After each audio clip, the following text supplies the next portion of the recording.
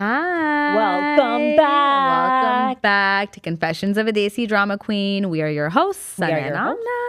And I'm like so tempted to say After hours. after hours. I know. I because was thinking it the same feels thing. like so cozy and dark. It's pitch black outside, you guys. It gets dark at like 2 p.m. here. Let me set the scene. It's pitch black, like Amna said. It's like a Friday night. Yeah. We had plans well, we were busy before this. We have plans after this. It's that kind of Friday night. That kind of Friday night. And it's only like, we're not even at 8 o'clock and it's been night for 2 days already. It's been night for 2 days. I've had such a long night already. And so we come in here and it's like darker. It's a little moodier. Yeah, so it's giving after cozier. hours. It feels like after hours. I like this I feeling. like it.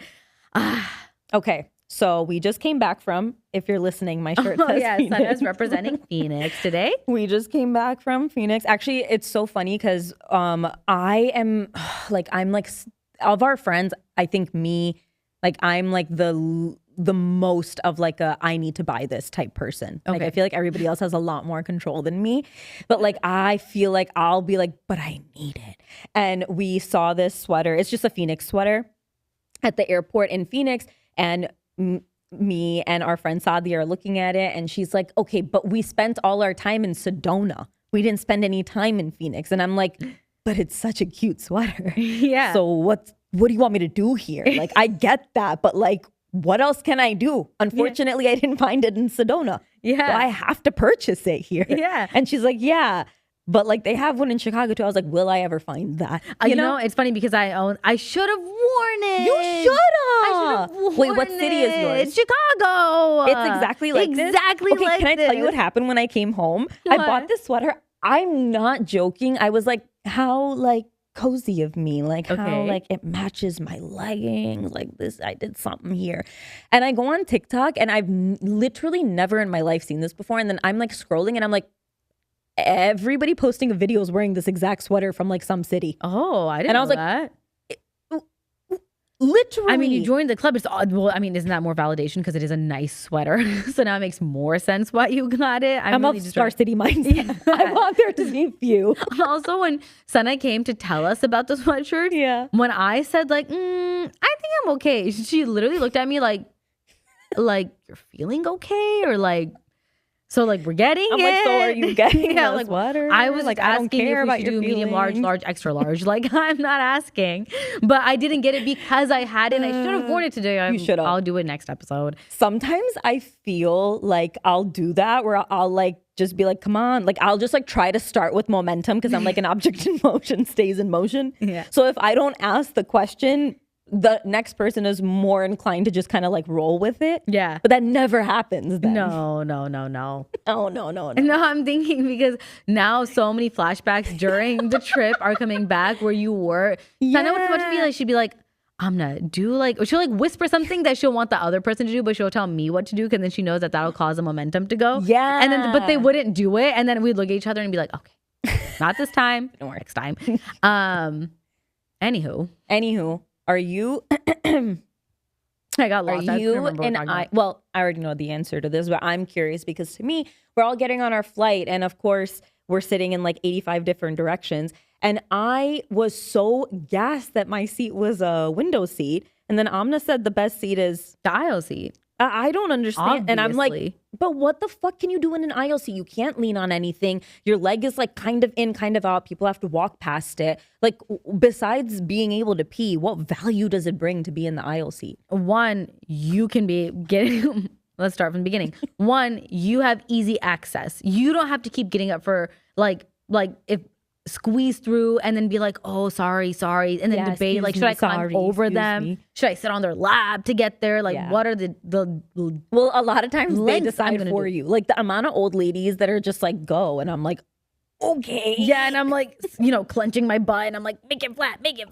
So I like aisle because I do have to pee a lot. So I need access. I like that my leg is extended a little bit because then I feel like I'm laying down. Like I feel like I can stretch and do a bunch of this. And like if they're walking by, fine. But like I feel good about my positioning. I feel like I can lean. Like if I'm on the aisle seat, I can lean this way and like now talk to the person in the window seat. Why the fuck would you want to talk to anybody? if I wanted to, Okay. or if I want to look out the window, I can look like this. I can come back. I'm first in line for the drink. I just feel like the accessibility, and now when we're leaving, it's just too good of accessibility. That is so because when I lean my head on the window, anyways, it's like so like I'm not comfortable. You know what I mean? And you know what it is? The person in the middle seat, especially if it's a man, and I've been trying to fight this fight secretly and silently, and do my part in changing society. But I feel like whoever's in the middle seat also always understands that the weaker person between the two is window seat. So they start leaning their legs like this, and they start going towards the window seat because now they're also looking outside. So they're like this. I'm as an aisle seat person, I'm watching this unfold, and I'm like, I have plenty of space. That is so true. And we were talking about this. Why do girls always sit 90 degrees to the fucking seat? Like we're all sitting exactly, and men always sit with their legs fully open. Now, in my last, I would say 3 to 4 trips, now I start doing this too. And if our knees are touching, I keep it there. I'm like, okay, now we're best friends. Because that's not fair. No, the touch of the person next to you on the plane is so intimate. But it's not even like skin to skin. It's like if these are my pants, I know, and this is their pants, I'll try to like. You're literally like sending energy. Yeah, back and forth. I'm like tapping just on the pant, and I'm like, yeah.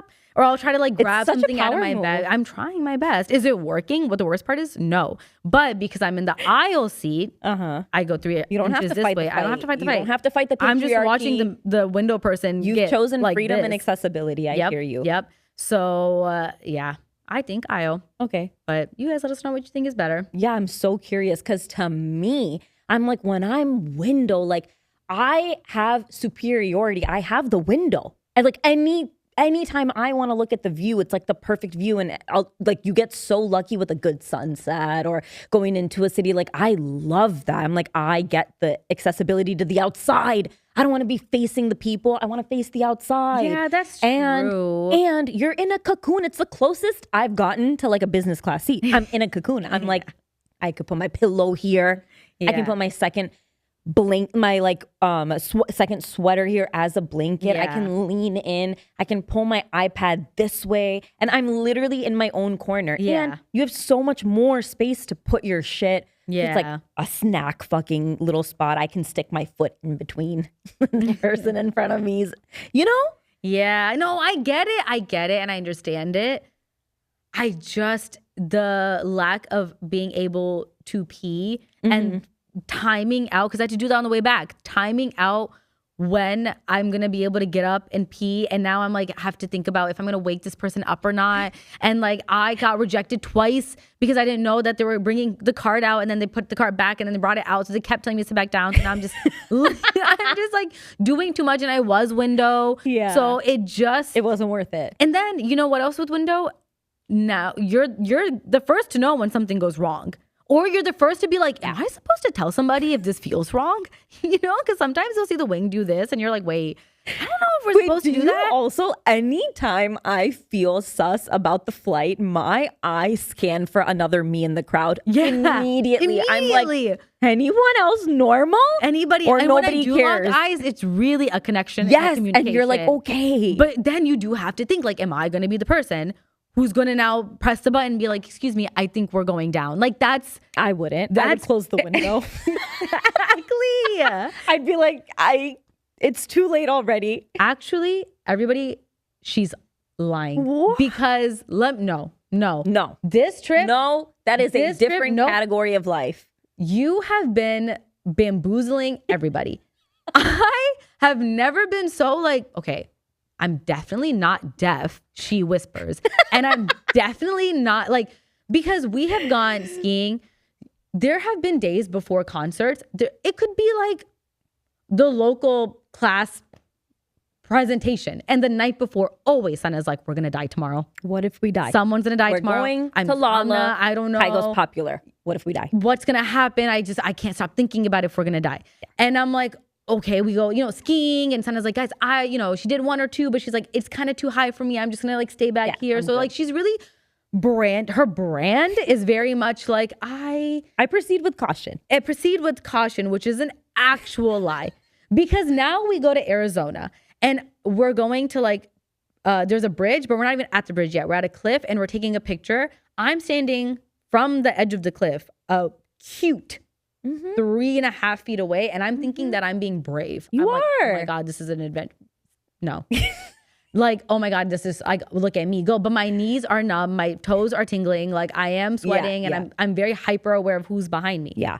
Sana skips her way over 1 foot ahead of me and goes, oh, and thinks that it's so funny every single time.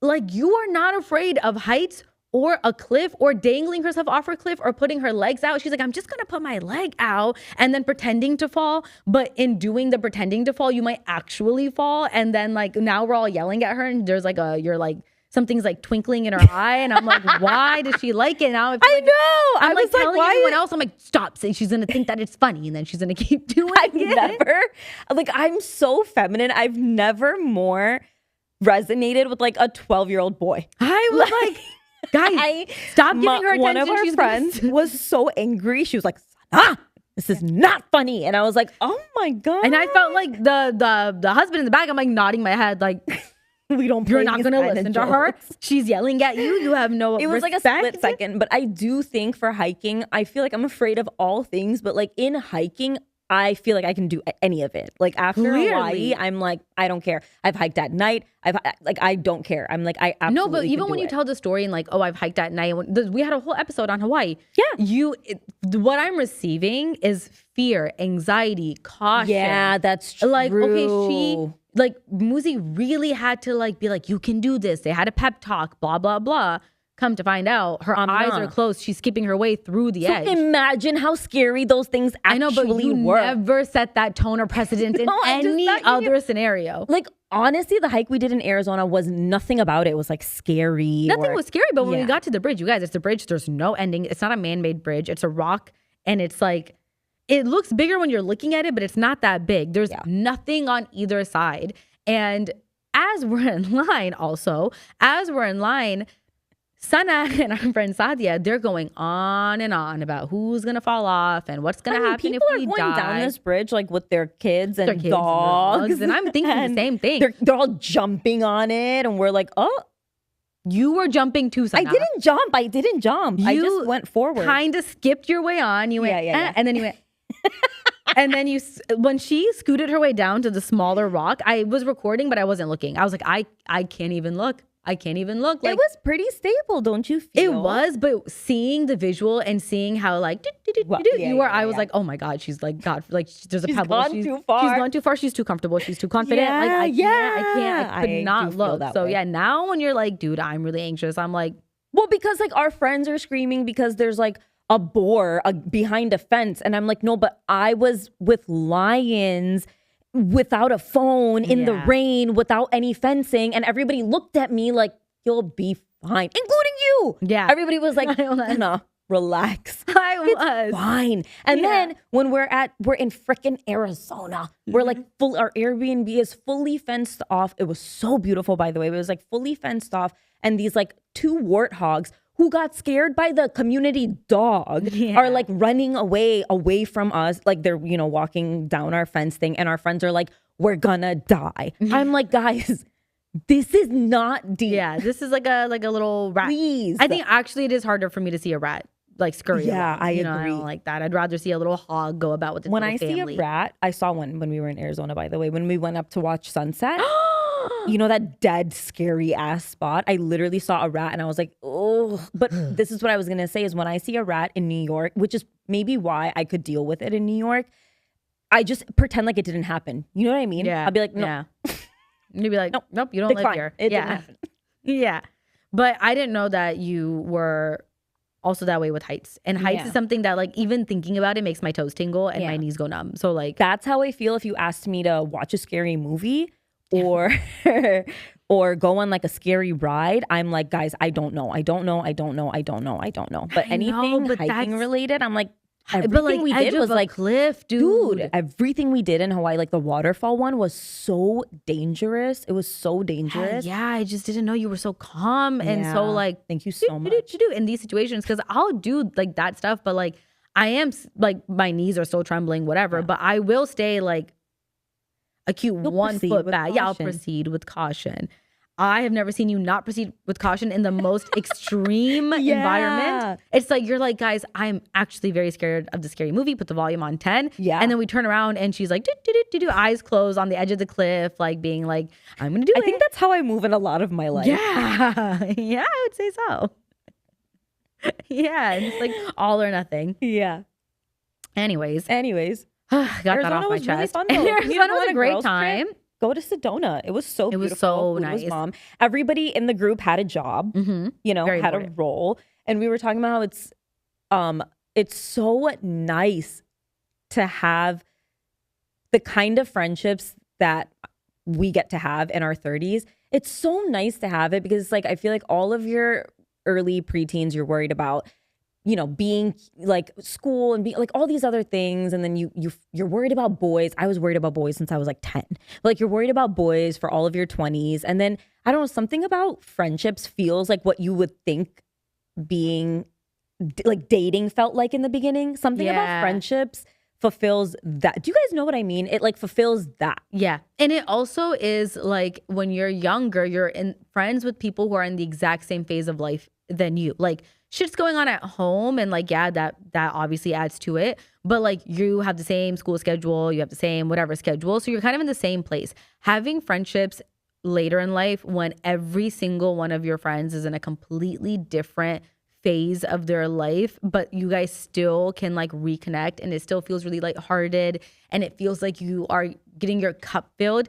That is very rare because I feel like if I don't even get a sliver of that, I'm like, I'm done. I can't. Like, what's the point, guys? Why are we dragging ourselves through the mud here? But if I feel like, no, that connection still exists, it's such a rare little gem to hold on to. It is. And it's like the time that you make for your girlfriends as you get older, it's such intentional time. Whereas I feel like when I was like in college, especially, or even post-college, basically until I got married, the time I had to give my friends was like, I mean, endless. You know what I mean? I could give all the time in the world. I could go after this day after, like it's all you did. And now to choose to come together that way and you also, you know how when you get older, your face kind of sets into who you are, like who you're meant to look like, and you get past your awkward phase in your 30s, it feels like.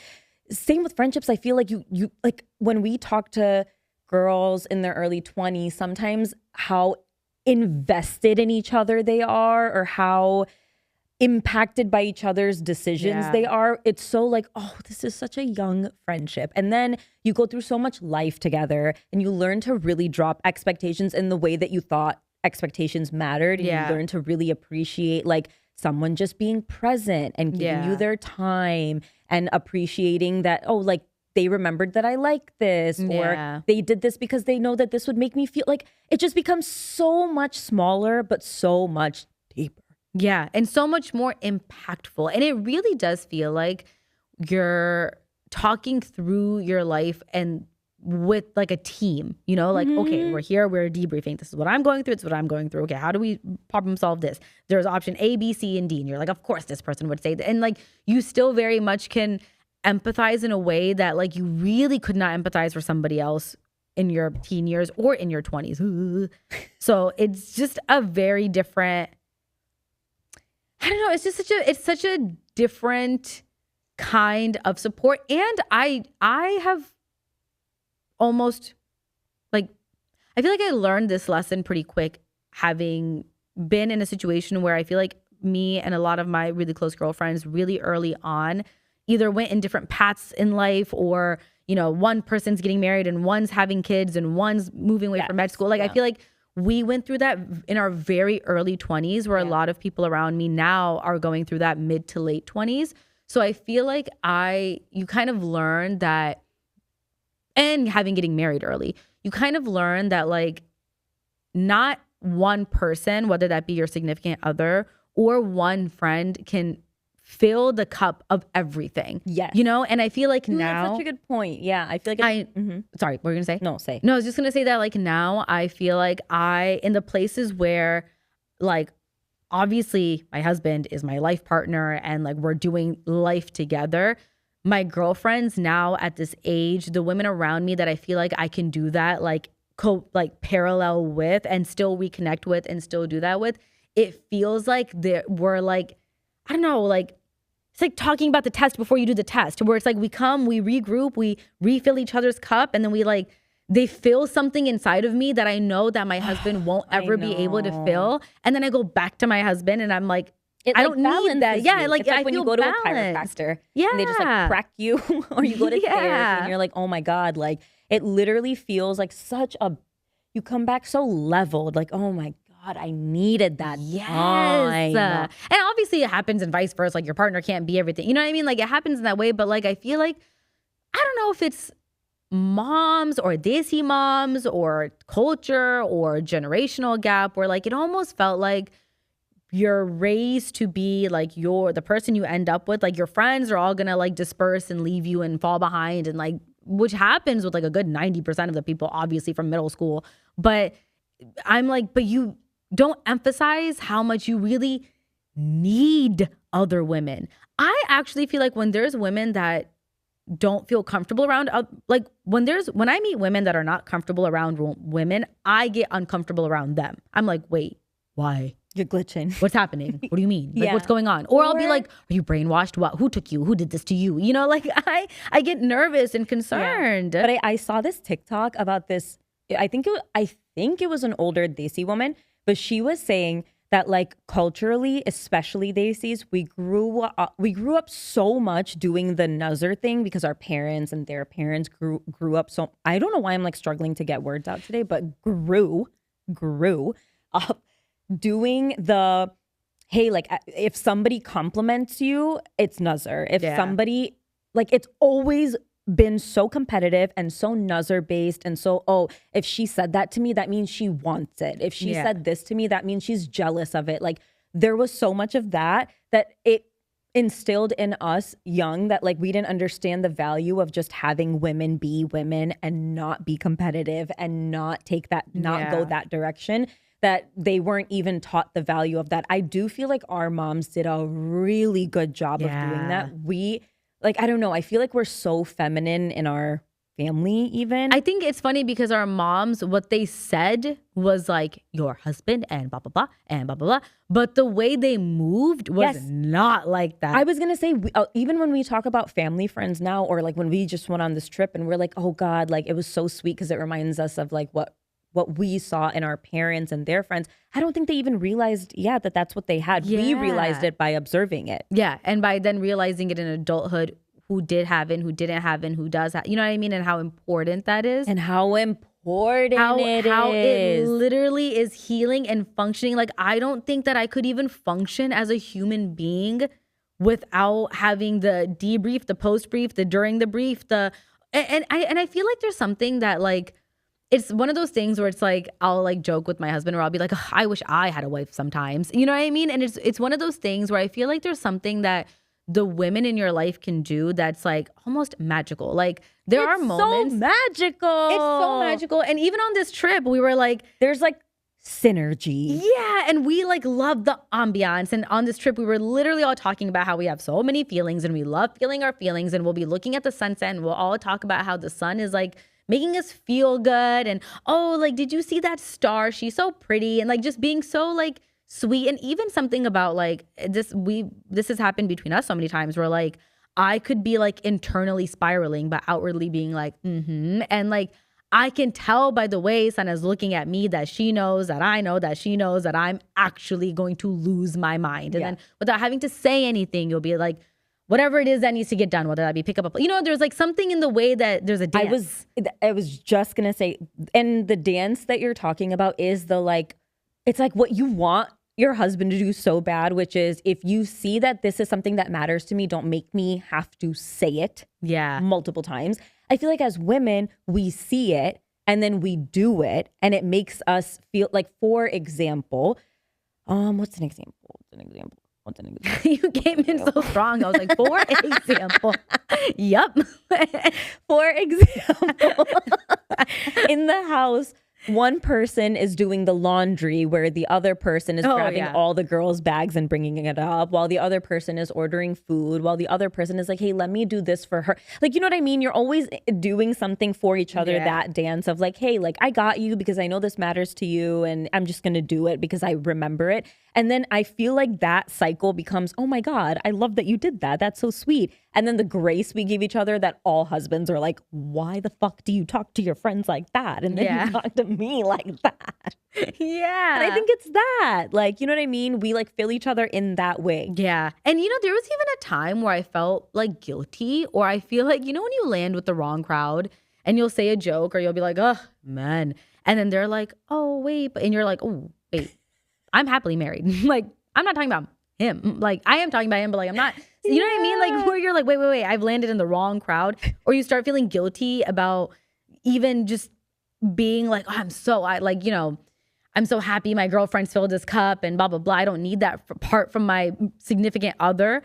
I felt guilty about it. But now I'm like, no, because I genuinely think we're wired to work together as a team. You know, I genuinely do think that. And maybe we're just conditioned again because like, you know, we're now becoming our mothers and we used to be like, they're on the phone every day. No, they're literally. talking to each other every day. And it's so funny because literally yesterday, Amna and I were on FaceTime and I had already decided something. I was like, hey, I've already made this decision. I already told Muzi my decision.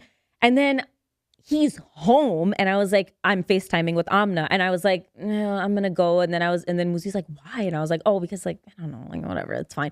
And he's like, no, like, do you? Like, whatever. And I was like, all right, okay. So, cause we were going to eat dinner and watch a movie. I'm like, okay, cool. So I'm talking to Amna and I start telling her like, hey, so I was in between this decision and to give her the whole backstory. And then, and then Muzi's like, why are you already told me your decision? And I'm like, that's not the point. Yeah. The point is I have a process. Yeah. I have to process the information with her. Say it out loud. I have to say it out loud. Confirm. I'm going to get to the end point. I already told her from the beginning that like, hey, this is what I decided, but let's walk through it. And I knew once I heard sentence one, what she's going to say that she decided. Yeah, but we still needed to walk through it. Yeah. You know what I mean? Yeah, and then we landed there together, hand in hand, and we feel good about it. Husbands are such like they're your best friend, but the way that girlfriends are friends, like the talking, the feelings. Like, well, we were talking about this on the trip where you brought up the example of Jane Fonda and what she was saying with I even did a little reel for it. But like so sweet. There's this TikTok. Yeah. No, say it because you were the one that said it.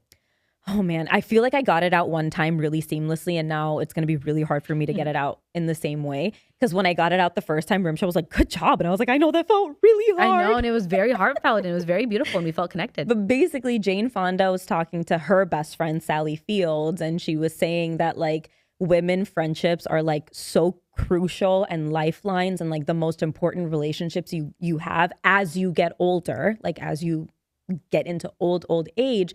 And that women, what they do for each other is such like a deep love and it's just something that men don't do in that way. And she was saying that women face each other and tell each other how they're feeling and tell each other what they're going through. And men sit side by side and like, whatever, do something together. They go through life side by side. Side by side, exactly. But women face each other and are so like, just so much deeper. We're just deeper beings. So I feel like what you're able, even like when I talk to my friends, I feel like what you're able to dissect with your girlfriends is it's something you can only do with your girlfriend. And it makes me come back at like a better wife. 100%. Genuinely. I'll come back. And I think it makes me a better everything. Yeah, it makes me come back being better. And I think that once you stop trying to get that out of your significant other, whether it be your boyfriend, your husband, whatever, once I stop trying to get that out of him, like it eased the load on all ends because now I'm like, okay, I don't need you to do the deep,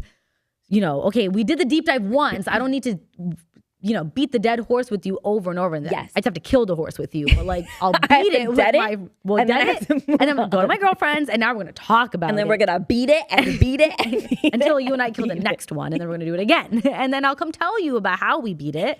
And I'll tell you how much fun we had beating it. But then you don't have to beat it with me. And then now we're living you can in go straight harmony. For the kill and we can move on. And I feel like the men that understand that and that let their girls talk the shit, 99% of the time are in way happier situations. Like they reap all the benefits. You know what I mean? Everything gets done, taken care of. Yeah.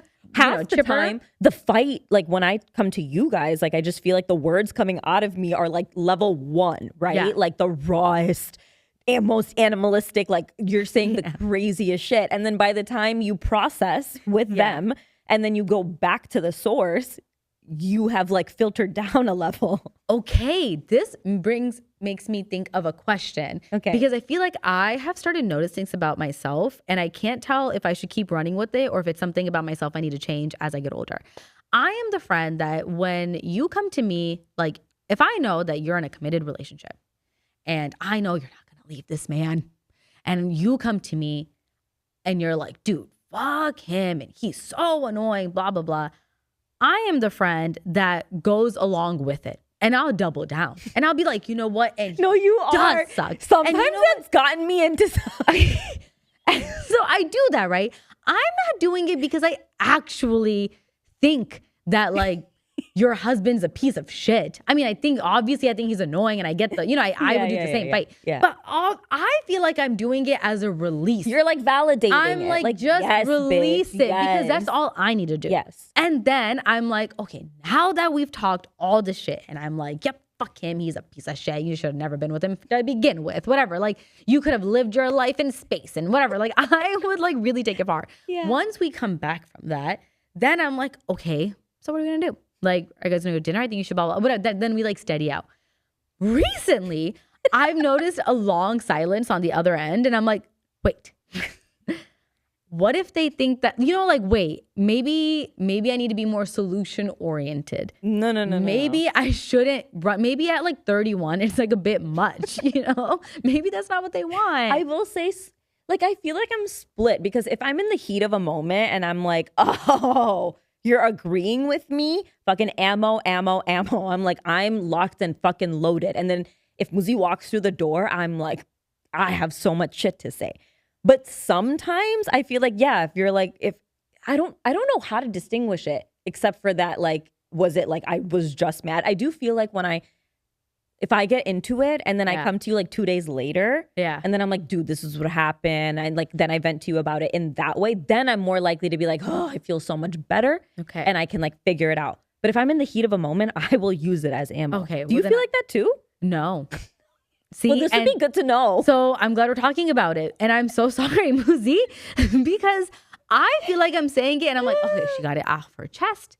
And now she's like, because when I do it, I am like, I just need to say the words out loud. Yeah. I know I'm going to solve the problem. I know how we're going to solve the problem. I know the dance that we've been doing. I know that he's hungry and I know that I'm tired and I know that like there's lotion on me so I'm overstimulated. Like I already know how I'm going to resolve it. Yeah. I just need to say the shit out loud. I just need to talk my shit out loud. And I know that if I talk it to him, the fight's going to keep going. So I have to say the shit to somebody else. Right. They're going to agree with me and I'm going to be like, great. Mm-hmm. And in that, if I'm talking shit and someone's like, dude, no, come on, Amna. Then I'm like, oh, okay, maybe I should like really take a step back. Like that's my cutoff. Or like after we talk the shit, if you're like, okay, but you know what I really think you should do? Then I'm like, yeah, what should I really do? I don't take it as ammo. I am like, I'm just releasing as I'm thinking in my brain of the solution. Like I could be like cuddled up with him and I'd be like, yeah, and then you know what? He sucks and blah, blah, blah. Like, and I'm like, scooch closer. And I'm like, and then like, so I'm just doing it as a release. But then now, the older I've gotten, I'm like, wait, like the older I've gotten, I've also calmed down. But I think in my 20s, in my 20s, I was very much like, oh, I'm like, oh, he thinks he can say that to you and survive. Like, yeah. You know, like I really do hype it up. Yeah. You're actually pretty good. I feel like when I come to you, you're very like level-headed. I know. And you're very I don't, like... Because what? I don't want you to pop off because in my head, that's what I would do. No, then why do you keep letting me give you the ammo? Why do you keep letting me do that? I'm like, yeah, you're right. Wait. Yeah, you're right. You're right. And I'll be like, because you know how you're saying you just need to get it out? Yeah. I just need to be right. Yeah. And I feel like I'm giving that to you. I know. And sometimes we both know the other one's not that right. But it's like sometimes but I do tell you if I think you're not right. Yeah. I'm like, yeah. Nah, actually. I think I'm just telling you too late that I didn't think you You're right. I think I'm waiting 24 hours and I should check in like 30 minutes after the fact. You know, like I end like, up hey, being you so know like, that I'm glad we got that off our chest. Tomorrow morning's gonna be just fine. And then the next day you'll be like, and we fought all night. And I'm like, oh no. Oh no, what happened? Oh my God, that's so funny. Okay, good to know. No, So I'm really working on I'm it. also just like such an eldest daughter in that, like, I feel like I'm so the typical eldest daughter that got her dad's insane rage and work ethic, but rage. You know what I mean? And I feel so seen. Like, God, TikTok is so great because I feel so seen so often than our friend who's like such a type B ass bitch. She was like, dude, I keep seeing TikToks and I've never felt more seen in my life. I thought I was the only one this way. And then even when we were something else we were just talking about, I'm like, God, the how much we love to beat a dead horse. Yeah. Like, do you remember the trend like a few months ago and the girls were all like, when you come back to life because you're beating a dead horse for the 800th time? And I'm like, oh, so we're all like that? Yeah. It wasn't like a family curse thing. Yeah, it wasn't just like us going on. It wasn't like trauma that we had to like really like talk through that many times. Wait, all do this? That's crazy. And it feels good. Unless we're all crazy. Good. Yeah. But and if you ask a man, he wouldn't say so. He'd be like, no, but I will say, have you also noticed, because like on my, like in my FYPs, when I see fights that I'm like, I know I've had this exact same argument. Yeah. Or like anything that's, I'm like, oh, so we're not crazy. Yeah.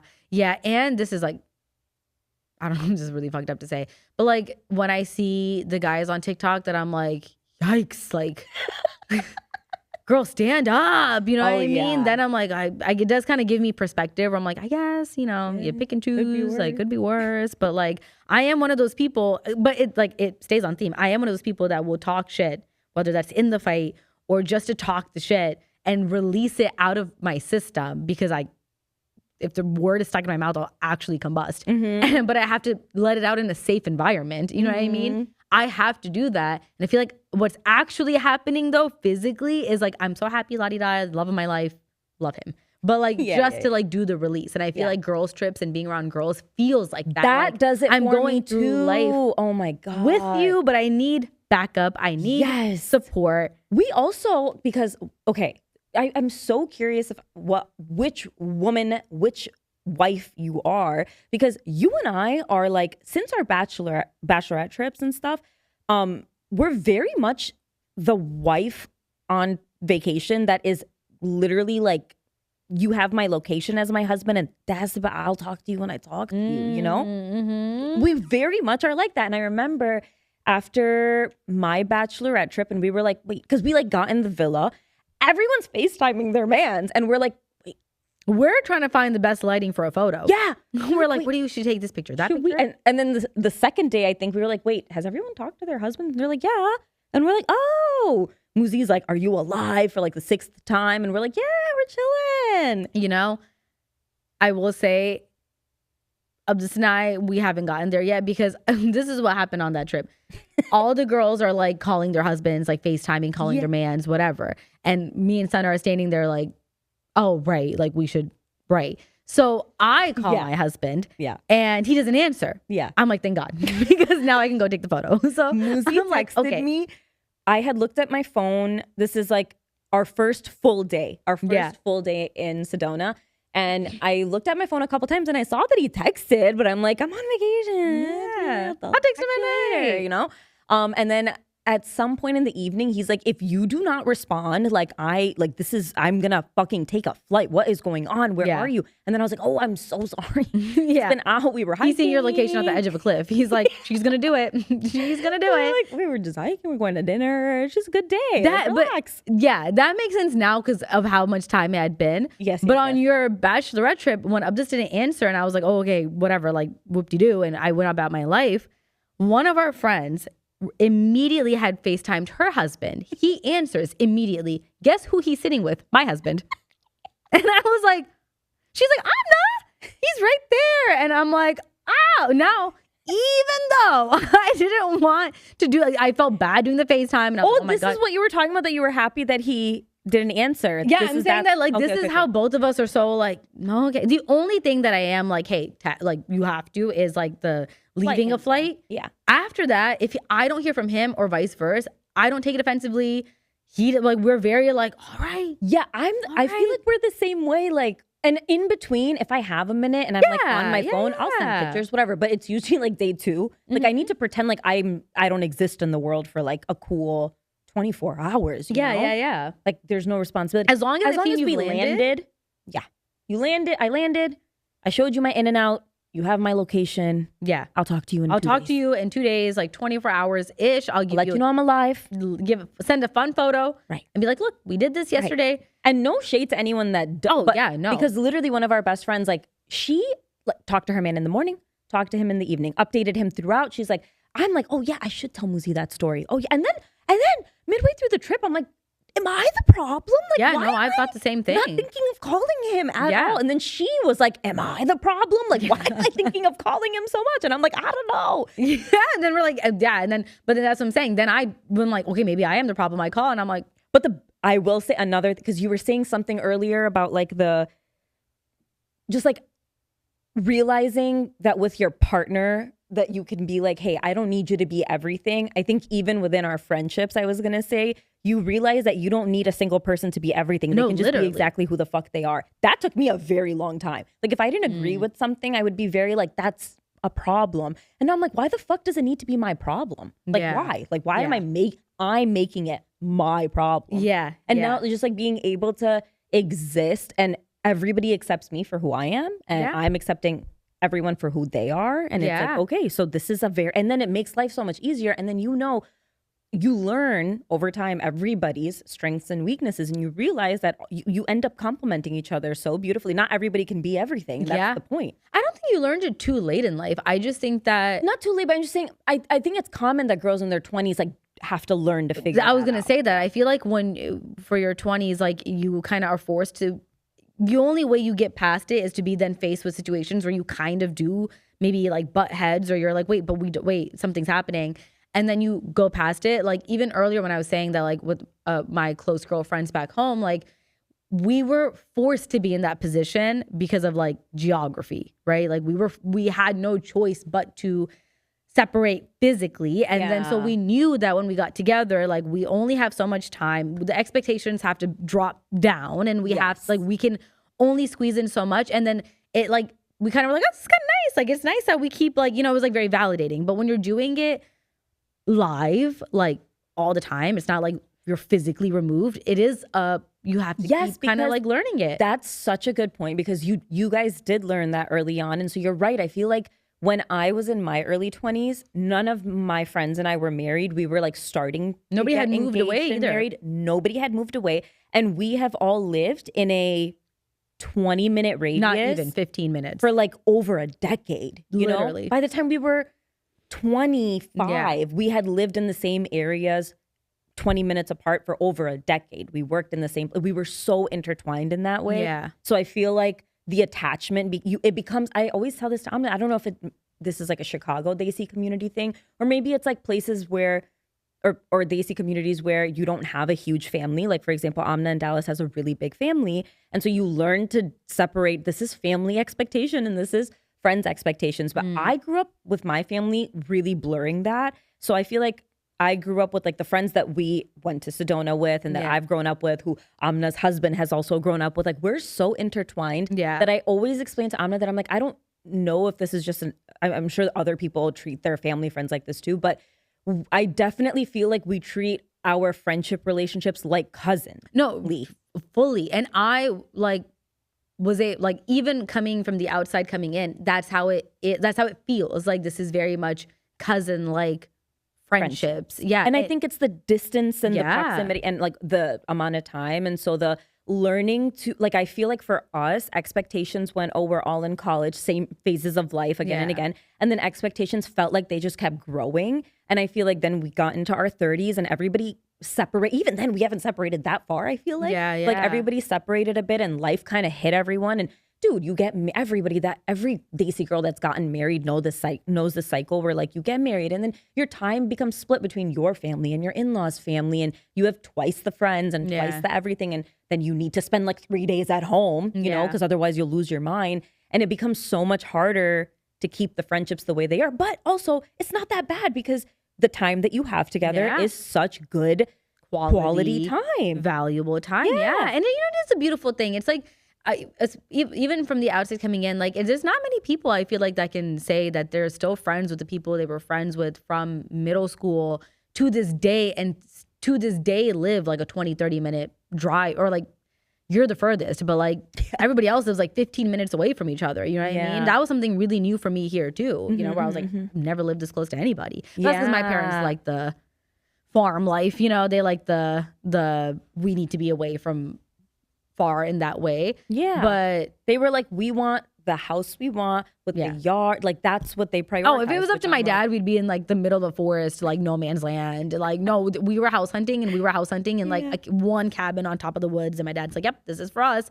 And the way to get to the trash was you had to drive the trash down the hill. What? And it was a steep hill. And my dad was fighting for that house. He wanted it so bad. And my brother was like more gung-ho about it. My mom and I are like, we're gonna die. Like the house is haunted and we're gonna die. This is I'm not driving the trash in my car. That's insane. Yeah. Anyway, side segue. I love a side quest. So I went to the left. But anyways, friendships are important. Yeah, and we love them. I think I've probably said this on the podcast before, but meeting girls in your late 20s and early 30s and developing new friendships are also really fun. Like, I don't know. I feel like I know that it can be hard, but I also feel like when you're meeting someone that is similar to you at our age, I feel like the friendship accelerates so much. And so quickly. It's so quickly. And there's like a good synergy and there's no expectation, you know, because you're meeting as adults and you're just like, I'm just happy to be in your company. Yeah. And you're just happy to be in my company. And that's literally all it is. That's also really nice. I feel like I really enjoy, maybe because I enjoy dating so much, like I really enjoy like finding new people that are like me or that I'm interested in. And I'm like, oh my God, that's my girlfriend now. No, I agree. It's like, it feels like not such an accomplishment, but such like a, oh my God, like I connected and we connected. And like, it's just such a, it's like, it's literally like dating. I would tell Sana all the time, like in the beginning when I moved here, I'll be like,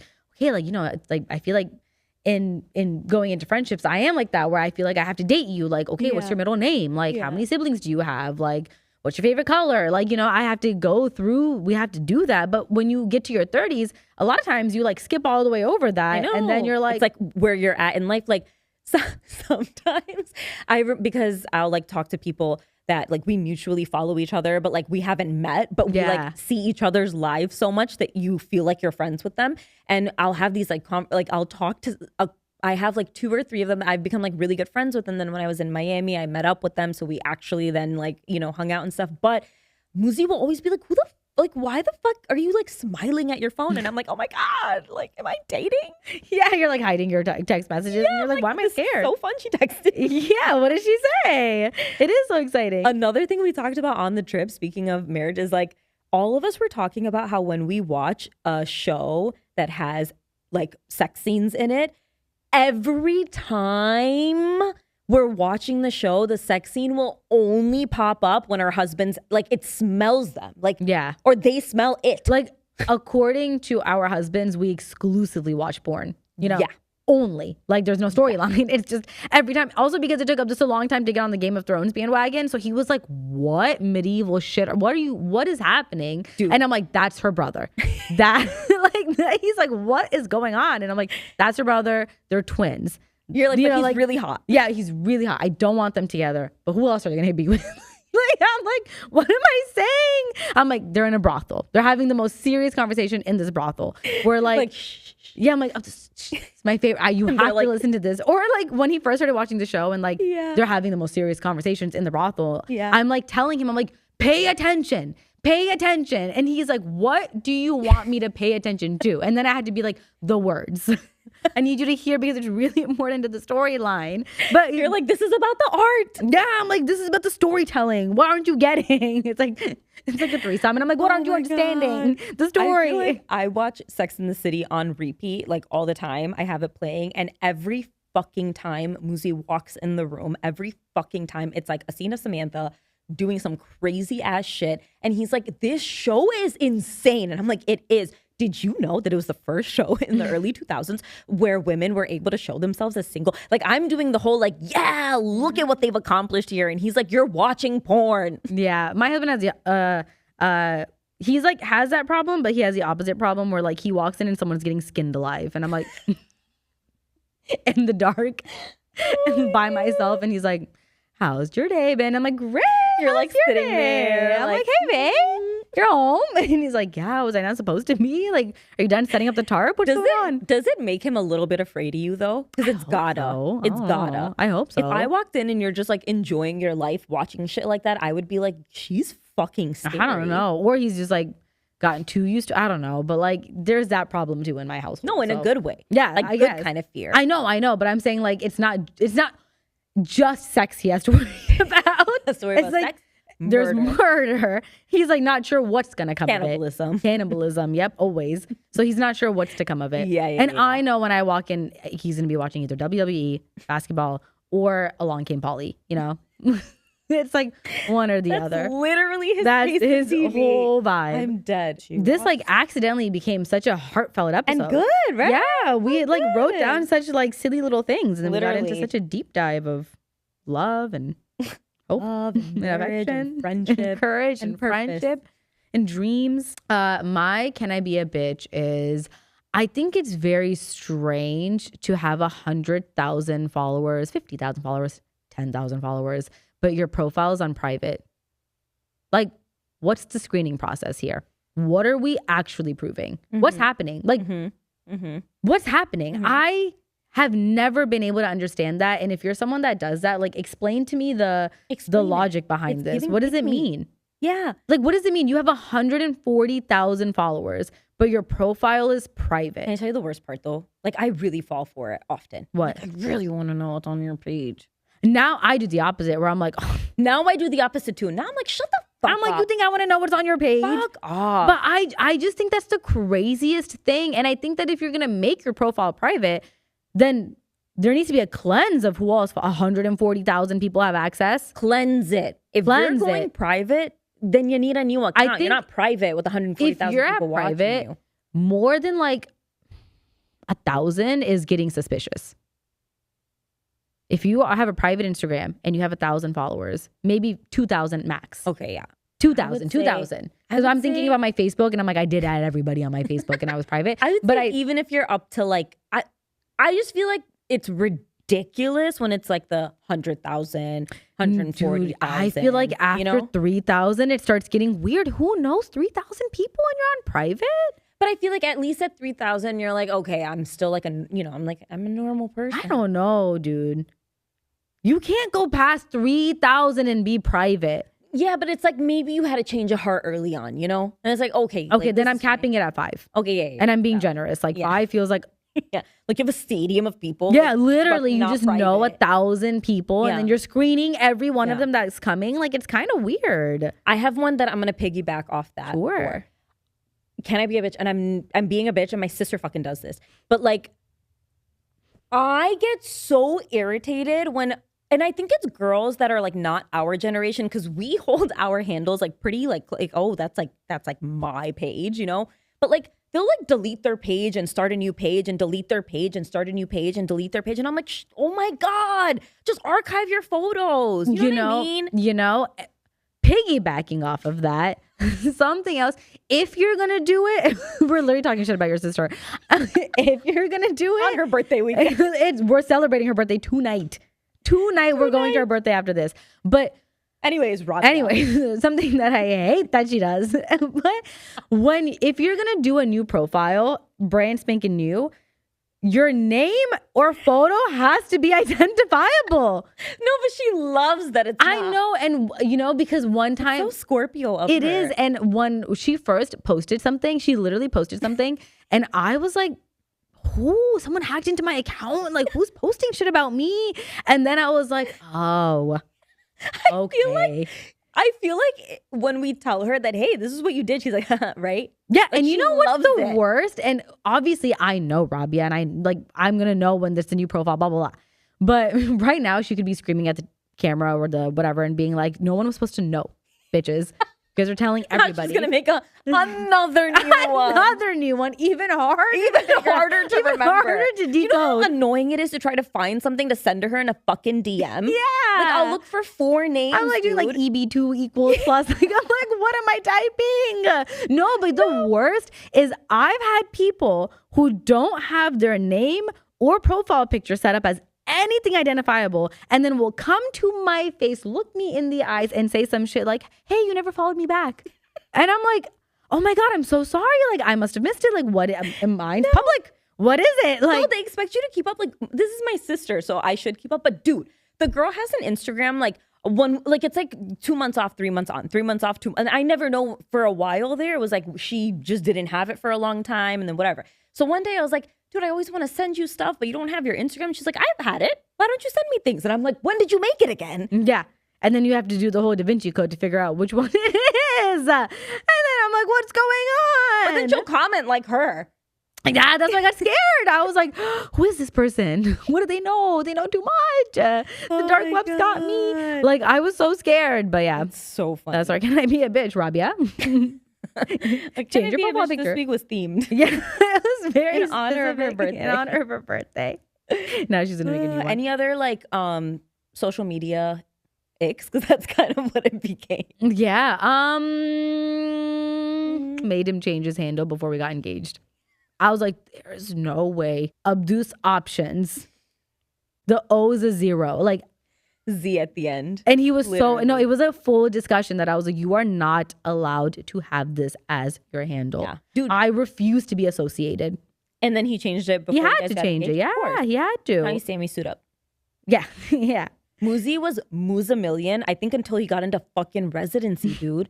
I was like, Muzi, you sound like a 12-year-old. Yeah. Like, and then you're in med school adding people like, it's M-U-Z, like million. Yeah, Can like you a millionaire, imagine? but millionaire. I was like, dude, every time I tag you, I'm so embarrassed. You're like a 30-year-old man. Like, get it together. You know, I guess, guys, it's like your original AIM username. They just like ran with Can you that. imagine if I was still Shytown_babe? I was 93? Sugar Bundle 01XO. Like, imagine. But that's what it's giving. That is If what we it's kept that giving. now- Yeah, I don't know, but it was a real serious discussion. And You know what's so funny is I feel like, as I'm thinking about it, that through this episode, it sounds like we're beefing with the guys. And I'm like, we've never been better.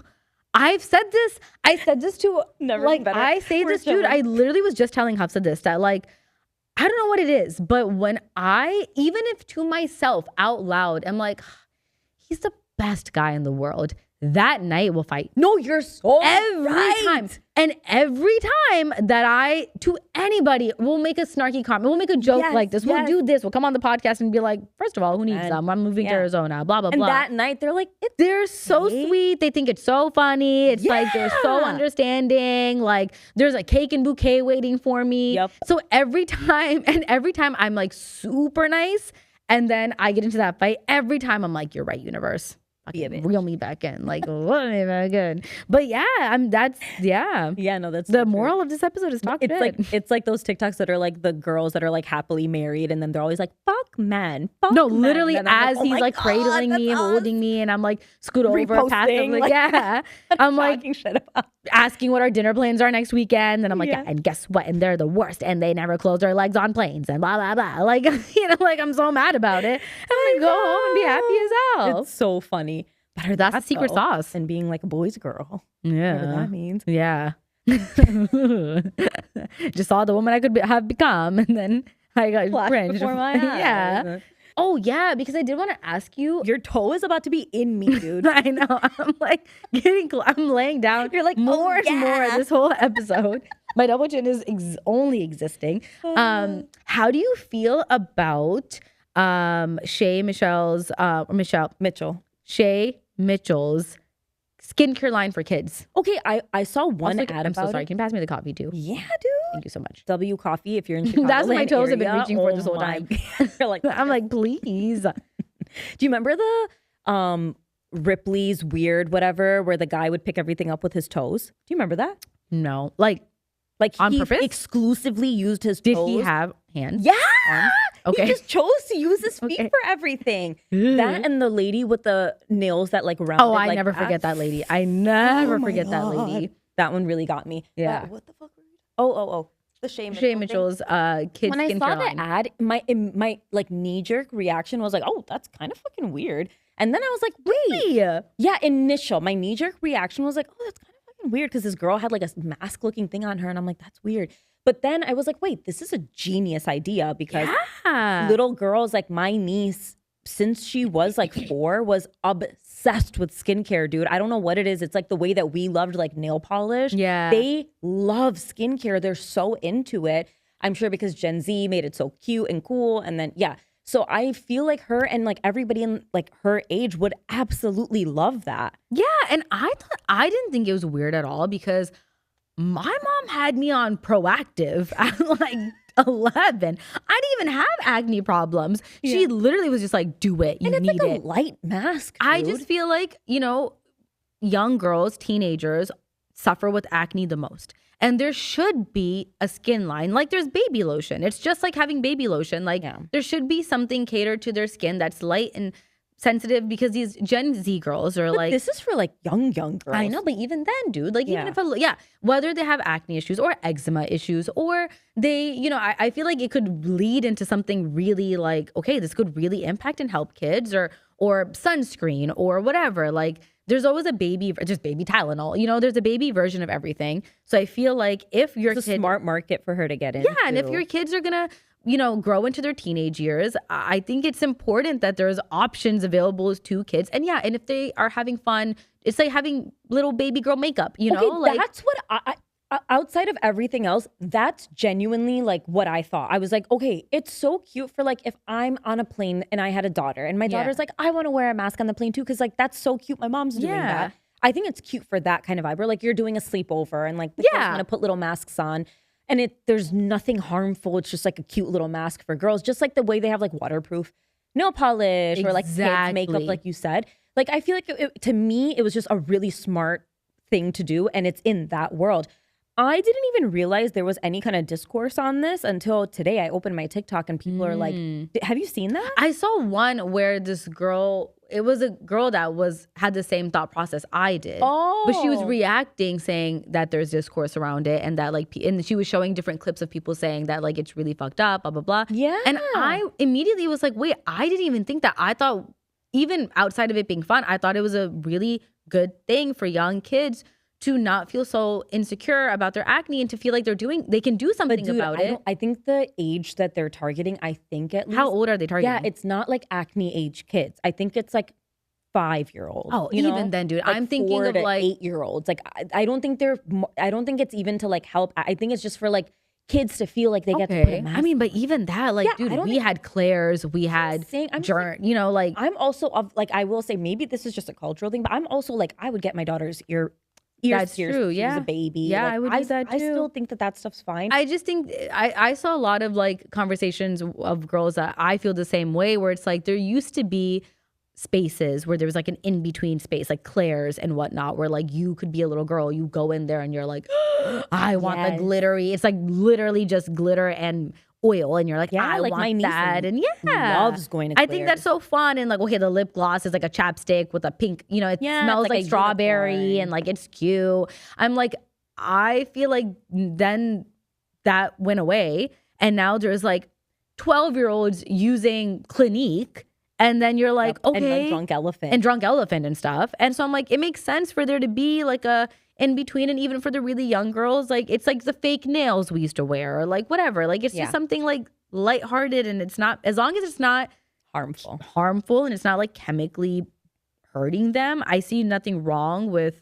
It's something that's been done. So I just feel like there's like discourse on everything now. So, but the one that I saw was a woman, and I really like her page normally, but she's like one of those like she's in her 50s, I think, and she like chose not to do any work and her hair is grayer, but she's like still really hot. Yeah, You know of what I'm course. talking about? No, but like, Okay, so, like, I've she's, like- seen girls like that, Yeah. you know, go in So that direction. she was like basically saying that like, why the fuck are they marketing this to like a 3-year-old or a 4-year-old or whatever? She's like, why the fuck are we marketing this to little girls? It's gonna like teach them to be more insecure, and it's gonna teach them that, you know, to think about their skin and appearance younger. That was her point. She's like, growing up based on the generation you were born in, like you didn't conceptualize how you're being perceived, how your appearance is being perceived until you would get a little bit older. Like for us, it was like 9. I feel like it was younger than that, but still like average, whatever, Yeah. 8, 9.